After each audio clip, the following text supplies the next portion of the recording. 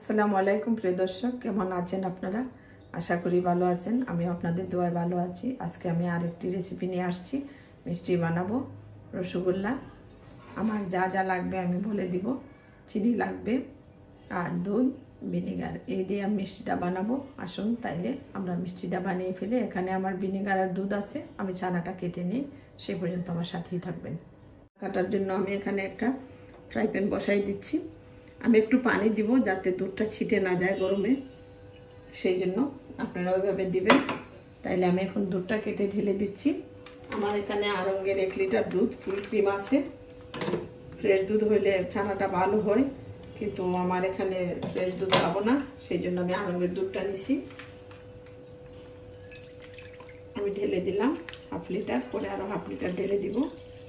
আমি সেদিন বাড়িতে গেছিলাম, আমার ভাইয়ের মেয়েদের জন্য মিষ্টি বানাতে চেয়েছিলাম, মিষ্টিটা হয় না। আমি সবসময় মিষ্টি বানাই, কিন্তু সেদিন এরকম কেন হলো আমি জানি না।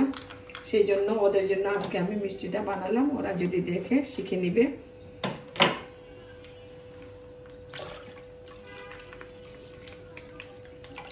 আমি দুধটা জাল দিয়ে দিই, সেই পর্যন্ত আমার সাথেই থাকবেন। দুধটা নাড়তে হবে, না নাড়লে নিচে লেগে যাবে আর ছানাটা ভালো হবে না, একটু বন্ধ করবে। এটা বেশি জাল দেওয়া লাগবে না, 2-3টা বলক আসলে আমি ছানাটা কেটে নিব, আপনাদেরকে দেখাবো কিভাবে ছানা কাটা হয়। সে পর্যন্ত সাথেই থাক। আমার দুধটা বলক চলে আসছে, আমি চুলাটা একদম কমিয়ে দিছি। এখন আমি চুলাটা বন্ধ করে দিব। একটু ঠান্ডা হলে আমি ছানাটা কাটবো। যদি বেশি গরম থাকে ছানাটা শক্ত হয়ে যাবে, মিষ্টিটা ভালো হবে না।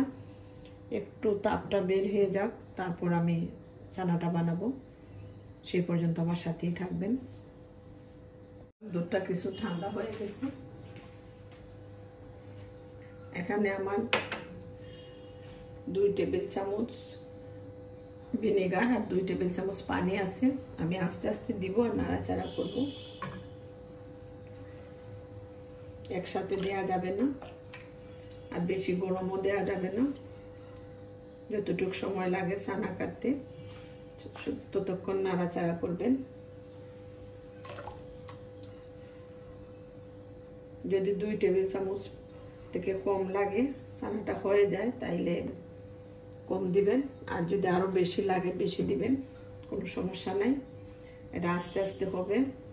বেশি গরম দিলে ছানাটা শক্ত হয়ে যাবে। ছানা কাটা হবে তাড়াতাড়ি, কিন্তু শক্ত হয়ে যাবে। সেই জন্য এটা আস্তে আস্তে দিতে হয়।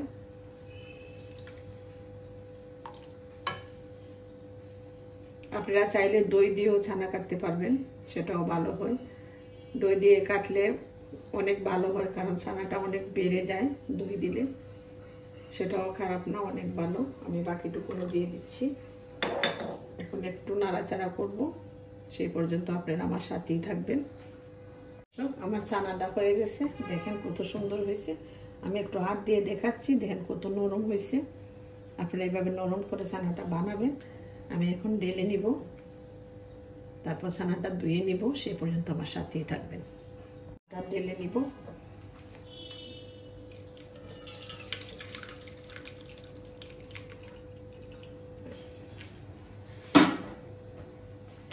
একটু ঠান্ডা পানি দিয়ে ধুয়ে নিব খুবই সুন্দর করে। দেখছেন কত সুন্দর হয়েছে। একদম ঠান্ডা করে নিচ্ছি। আপনারা ওইভাবে বানাবেন।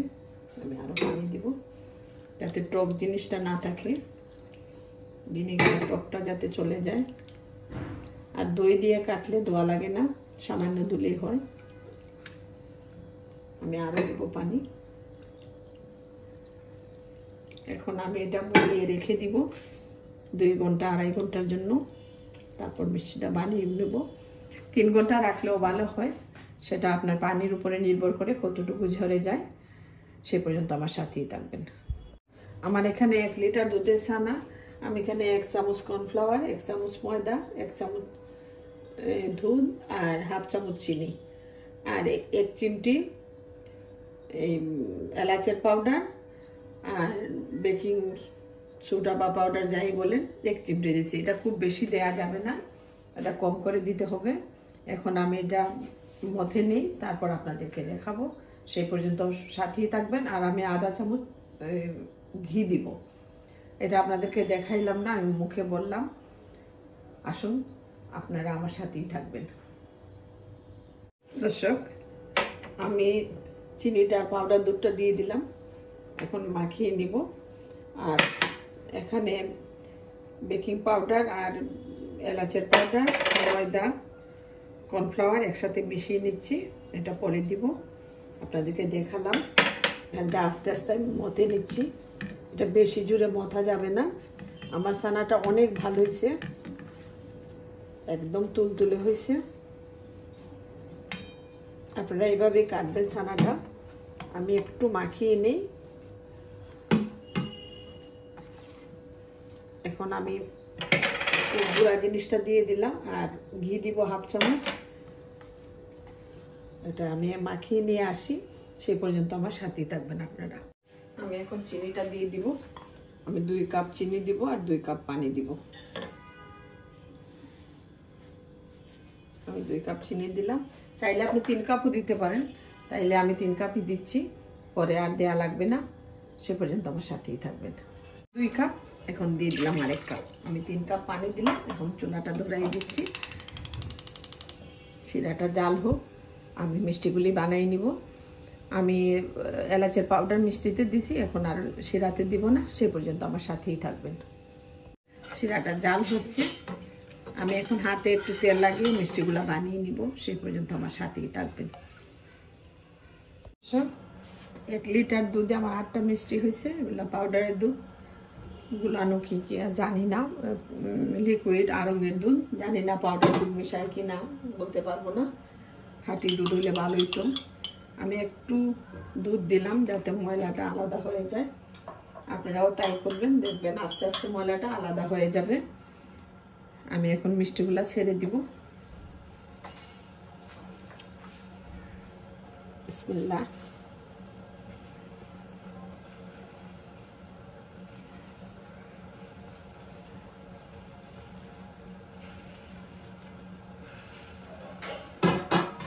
আমি এখন ঢাকা দিয়ে দিব। 10 মিনিট আমি মিডিয়াম আছে মিষ্টিগুলাকে জাল দিব, আমি ঢাকা দিয়ে দিচ্ছি, সেই পর্যন্ত আমার সাথে থাকবেন আপনারা। দেখেন কি হচ্ছে, আমি আবার আপনাদের সামনে নিয়ে আসব। দেখি আমার মিষ্টির কি অবস্থা। এই যে দেখেন কত সুন্দর হয়েছে মিষ্টি। আর সেদিন মিষ্টিটা বানাইতে পারলাম না, অনেক কষ্ট লাগছিল। দেখেন তো কত সুন্দর হয়েছে। আমি এখন ডিম আগুনে আরো 20 মিনিট রেখে দিব, সে পর্যন্ত আমার সাথেই থাকবে। দর্শক, দেখি মিষ্টির অবস্থাটা। এখন ডিম আগুনে রাখছি, আরো 10 মিনিট গেছে। দেখেন তো কত সুন্দর হয়েছে। দিয়ে দিলাম। আমার তো কোনো সময় মিষ্টি নষ্ট হয় না, সেদিন কেন এরকম হলো জানি না। আজকে আমি আমার ভাইয়ের মেয়ের জন্য মিষ্টিটা বানাইছি, সে পর্যন্ত আমার সাথেই থাকবে। দেখেন মিষ্টিটা আমার হয়েছে কি না, আমি এখন কিভাবে দেখবো। আমি একটা মিষ্টি উঠাই নিলাম, নিয়ে আমি একটু পানিতে রাখবো, যদি মিষ্টিটা ডুবে যায় বোঝা গেল আমার মিষ্টিটা হয়ে গেছে। এই যে দেখেন মিষ্টিটা ডুবে গেছে, আমার মিষ্টিটা হয়ে গেছে। আমি এখন চুলাটা বন্ধ করে দিয়ে মিষ্টিটা রেখে দিব, সে পর্যন্ত আমার সাথেই থাকবে। দেখেন মিষ্টিটা কত সুন্দর হয়েছে। ভালো লাগলে সাবস্ক্রাইব করবেন, লাইক শেয়ার কমেন্ট করবেন, জানাবেন কেমন হয়েছে। আগামীতে আরও ভালো রেসিপি নিয়ে আসবো, সেই পর্যন্ত ভালো থাকবেন। আসসালামু আলাইকুম, ধন্যবাদ।